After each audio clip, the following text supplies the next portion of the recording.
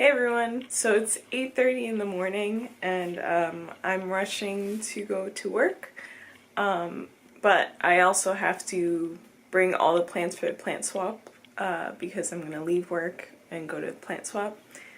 So I'm kind of rushing, but I just want to show you what I'm bringing to the plant swap. So here it is.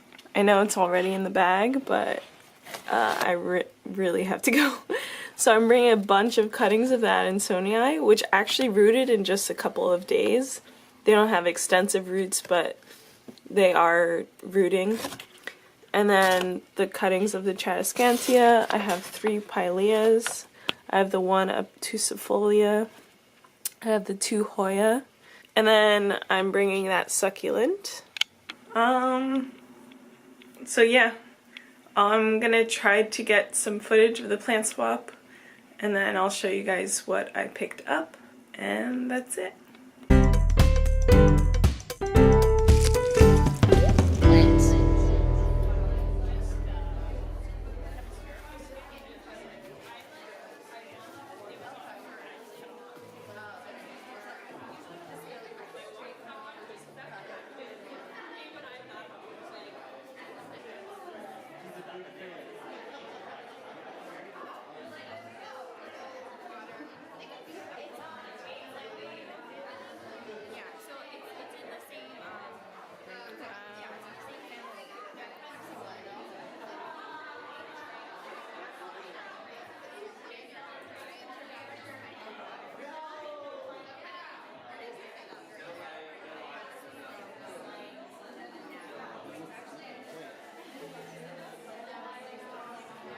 Today is a pain.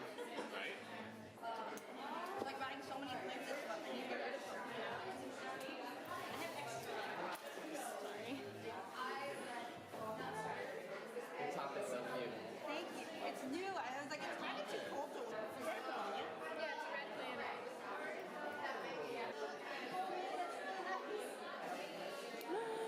Lichens. Are these yours? Yeah. Oh wow. I've never seen any of these plants.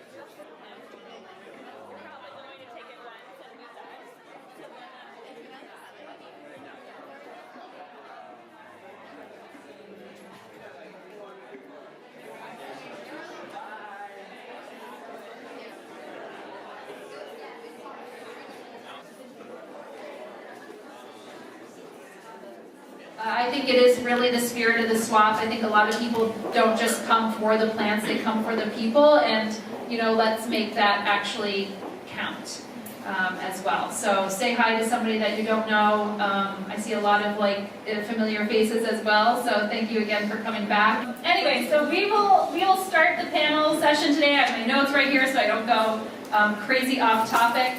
But just to the right of me, we have Claire from Brooklyn Grange, Taylor from Dig In, and then we have Tony from Harlem Grown, which I had mentioned. And the topic of our discussion today is loosely around serving the city. And we're going to hear how my esteemed panelists they themselves are serving the city. And I think it's also for us to internalize ourselves and ask us ourselves, how are we creating the communities that we want to live in? And how are we actually serving the cities that we live in as well? And I think that is something that we could all think about, especially that we came together here as a community to celebrate in our joy and love of plants. Tony, since you are the guest of honor tonight, I'm going to start with you. And instead of telling us a little bit about what Harlem Grown is, I'd love for you to share kind of a personal story that you've acquired over the years since starting Harlem Grown that really encapsulates what Harlem Grown is and the ethos that you represent. For me personally, I think my personal story is similar to most of you in this room. I was working, I was in business, I was driven by money, as we tend to be in this crazy city of ours. And I had a change of life, and I started volunteering in a school in Harlem. And I'm not going to get into the origins of Harlem Grown, but this is my personal little story. And I have to be honest, I'm sure most people down here were like me, and we were unaware of the plight of so many in this great city of ours. We are here downtown in all this beautiful surroundings, and just 15 minutes north of here, we work with children who, almost half of them have no home or food. I mean, it's that bad. And we're talking New York City, the richest city in this country. And I got to be the first to admit I was embarrassed that this was in the shadow of where I lived.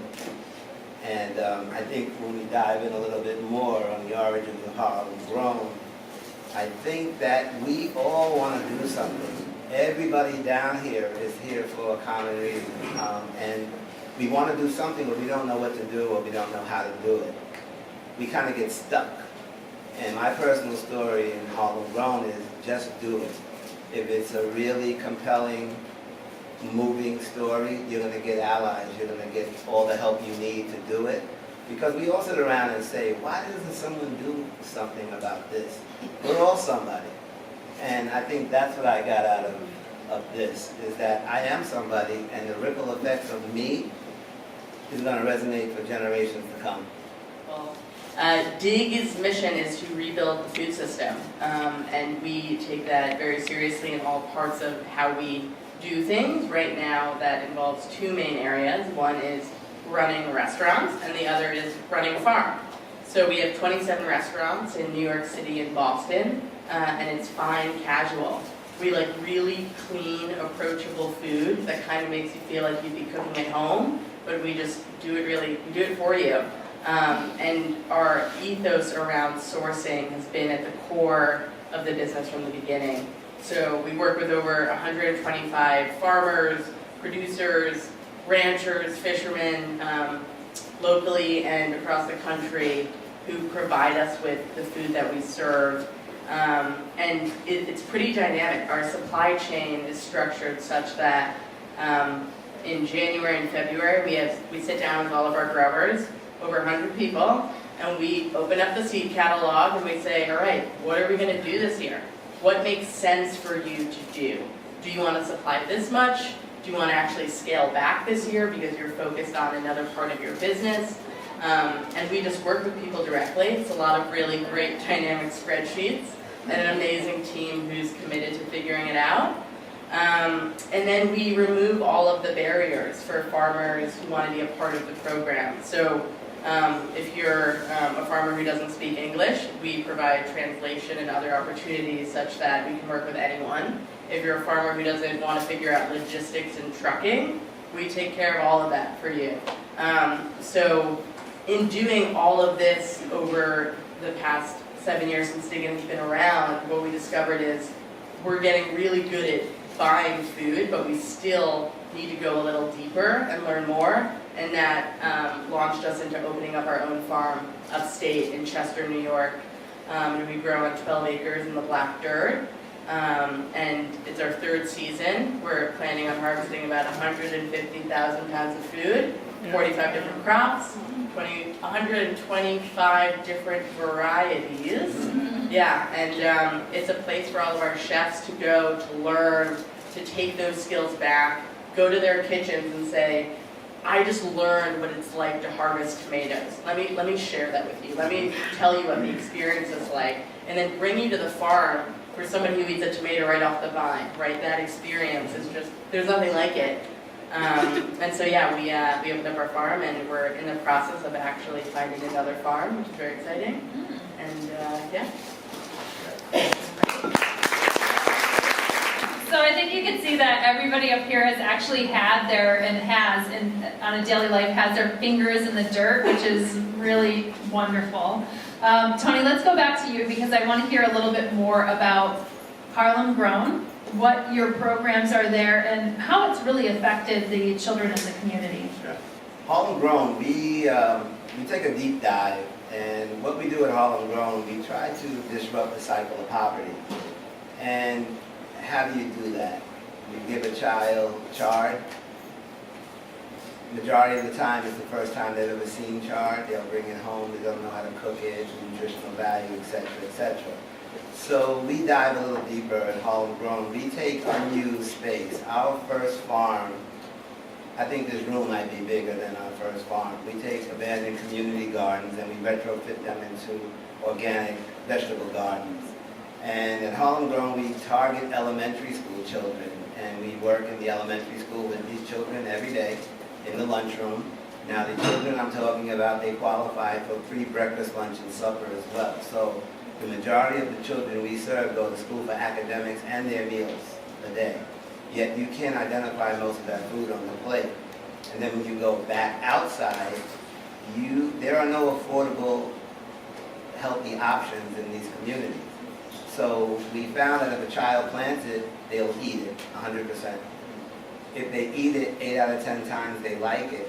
But then we're right back where we started. You can't buy what we just grew here in this community.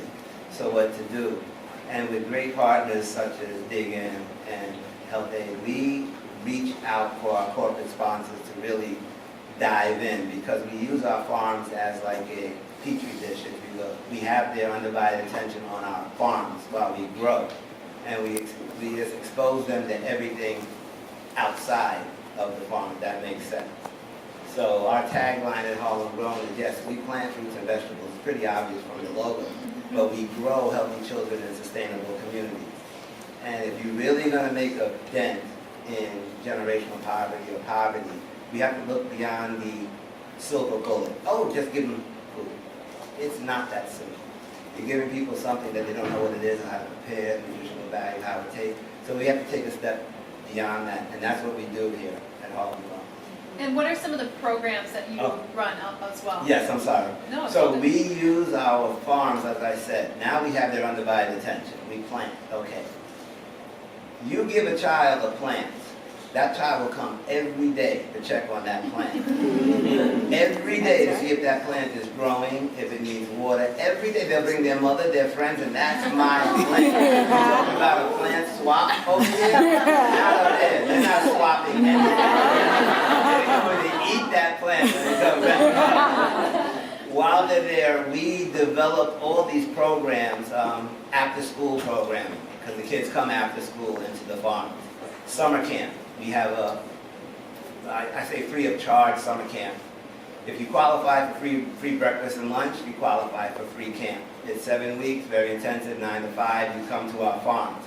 Every Tuesday and Thursday, we take them on field trips. That's when we take them up to the farms. Any kind of farming, beehives, anything food related.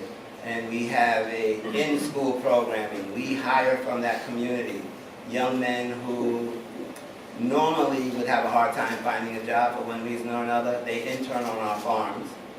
We teach them how to work. Everyone wants to work, but they don't know how to work.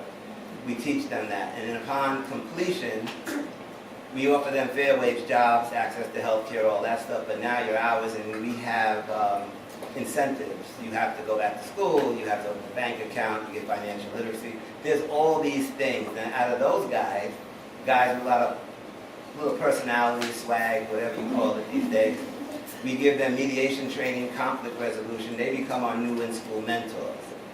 That's how Harlem Grown started, me volunteering in a lunchroom and seeing all of these things. So that is the ripple. Every child affects 26 people, more or less, siblings, mother, friends, and we give them this knowledge and then they come back. We have a deep dive. We also have in-school educators that go in every week and we do cooking classes in the classroom. We bring everything in, tastings, demos, cooking demonstrations, send the kids home with simple recipes. They go home and teach the mother how to cook. There's a lot of programs. I mean, today I'm stretched. Today was our opening Earth Day celebration, because last week was postponed due to the storm. So we're doing double duty here, and here I am. But if anybody gets the opportunity to come up, especially after today, we're there 7 days a week. So I think when we think about going back to the farm, I think there's a lot of us who are like, oh, maybe I can move outside the city, get back on the farm life, you know, maybe you never grew up on a farm, go back to the farm, you know. It's this idea of like kind of this idyllic nature, a little bit more of a simple life, having your hands in the dirt. But sometimes it's not always that simple. And I'd love for, you know, maybe Claire first, and then Taylor, if you would like to chime in about some of the challenges it is, especially working in agriculture and notwithstanding agriculture in an urban context. Yeah, so Summer sent these questions ahead of time, and I've done a lot of time thinking, I've spent a lot of time thinking about this particular one over the past couple of days, and thinking about like the feeling I had the first time I set foot onto Brooklyn Grange's roof. And I did have that feeling of like, wow, I found this amazing place. I found a farm in New York City, and it really has that feeling of being transported. You have dirt, you have the smells, you have the bees, you have the butterflies, and so you do have that ideal feeling. But you're right in the middle of New York City, and on our farm in Long Island City, we're right by the train yards, and you can see the 7 train go by, and it's just this really magical experience of, you know, your hands are in the dirt, and then you look up and you see the subway cars zoom by, and I'm sure you have that feeling in a lot of your locations as well. It's a lucky feeling, I think, to be able to have that duality. But the challenges are definitely there. To be a farmer is a very hard job. It is back-breaking labor. You are out in the elements, whether it's like hot, sunny day, and you've got sunscreen in your eyes, and you don't know where the water cooler is, and you've just got to keep harvesting, or it's a freezing cold, rainy day, and then you've got to dunk all of your salad greens into freezing cold water, and all of a sudden your shirt and your sweatshirt are soaking wet, and you're still out there for many more hours. So no matter what, you're sort of at the will and mercy of the environment. But for me, that is ideal in a way, because I love nature. And so I think if you really embrace all of the elements and you really like to be outside, then yes, farming is a great profession for you. But if you don't, perhaps find another job. Stick with houseplants. Just to add on the challenges, this week last year, the ground was covered in snow. So we're like looking back on our photos and planning, and we've already planted 3 acres, and we're like, how is this possible? Last year we were just chilling in the greenhouse waiting. And so just really the challenges now that I see that are just unbelievably weather related and very climate change driven, where I was joking with Will that I get, you know, emails pretty much every week that says either rains are awful in California, we can't harvest broccoli, the broccoli market's going to be on fire, you know, avocados aren't crossing the border, there's going to be no guacamole for Cinco de Mayo, and I'm like, how is this an email thread? But it's really weather driven, and there is some, you know, it doesn't matter if you're in a vacant lot that you turned into a beautiful green space, or in a rooftop, or upstate, it all affects the same way, and the challenges around someone who's planned to grow something and take care of it, and then the whole plan goes to shit, that just affects all of us, and it's quite challenging. Yeah. I love the avocado story because there's so much that we just don't know as like a consumer of food products, like where we just rely on the storefront that we're going to go to, whether that's a Whole Foods or Food Town or Sea Town or whatever it is, that there's going to be avocado there to make our guac. So I guess this goes back to Taylor, kind of the question of, you have so much of this kind of depth and story to your sourcing. But in New York City, we have so many different kind of lunch options. How are you really trying to get that story out? And at the end of the day, when we only have 30 minutes for a lunch break, you know, how are you trying to get that information out to that person when all they want to do is like eat a sandwich and get back to their work environment? Yeah, so we try to deliver on delicious. That first and foremost. We want people to enjoy what they eat with us and have the food really speak for itself. We also want you to feel really good after you eat it. So our food is really clean. Those sweet potatoes are just roasted with rosemary and rosemary oil that we make in-house. The broccoli, roasted with olive oil and finished with some lemon. It's really clean food that we hope that people can eat more than once a week, that they sort of don't get sick of. And then on the value side, I mean, lots of other great lunch options if they're doing really good work around either investing in their community, working with local partners. We want you to go to those places too, right? The diversity is good, and there's no reason that especially the growth of these fast casual concepts that are doing good work.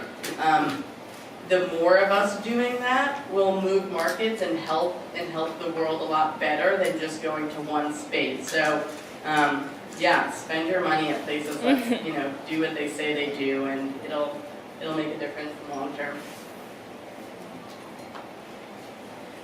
Tony, you talked a little bit about the programs that you have worked on with Harlem Grown. I'm wondering what's on the horizon for you. Is there something that you're looking to get off the ground? Are you opening up a new space? And also talk about, because I don't know if we covered this, how many, you said one child affects the 26 people around him or her. I'd love to hear a little bit more about how large is this community that Harlem Grown is affecting in a positive manner, and what's on the horizon for you? Great question. I started with the one farm.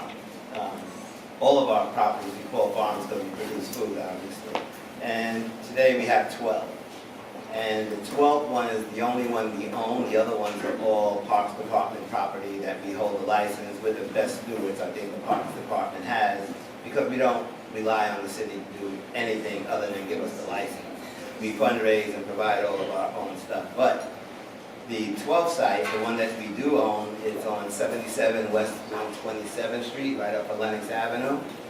There you will find the second in the world. It's called the Impact Farm. It was pre-cut and prefabricated in Copenhagen, Denmark by an organization called Human Habitat. Pre-cut, prefab, put into a shipping container, shipped across the Atlantic, where it lived in our lot for about a year while we were going back and forth for permits and all this stuff. And then you put it together like a puzzle. And today it sits there, and the actual container becomes the office. It's all off-grid. We just got a grant for a solar array and a wind turbine, and we use the rainwater, melted snow that comes into the impact farm. We sterilize that water with UV light. We add nutrients that's pumped upstairs, and the walls are all vertical hydroponic towers. And we grow thousands of vegetable plants a month. Everything we grow is free of charge for the children and their families. But we grow the food. What else? You have to learn how to cook the food, to appreciate the food. So right now we are trying to source a teaching kitchen, which comes in the form of a 8-foot container that opens up. The roof becomes solar panels, and it's a whole teaching kitchen within this container, with monitors that the children can see, cooking surfaces all around the U. The whole class of children can stand around, watch the chef, do what they see, go home with the simple recipes. This site, we're trying to be not only off-grid, but zero waste. We're going to eliminate plastic bags. So the whole concept is the child can plant it, tend it, harvest it, cook it, eat it. The waste goes back into our compost, goes right back into the soil. So it's a closed loop. You can see it all on whatever social media platform. And it's pretty amazing, I must say myself. But when you have such limited space and so many people, you have to get creative with the space. We have a freestanding hydroponic system in a hoop house, which takes a whole lot. It's 1,100 square feet. We grow about 10,000 vegetable plants a month. But the one I just described stands on 430 square feet, but because it's vertical, we get a comparable yield, but less space.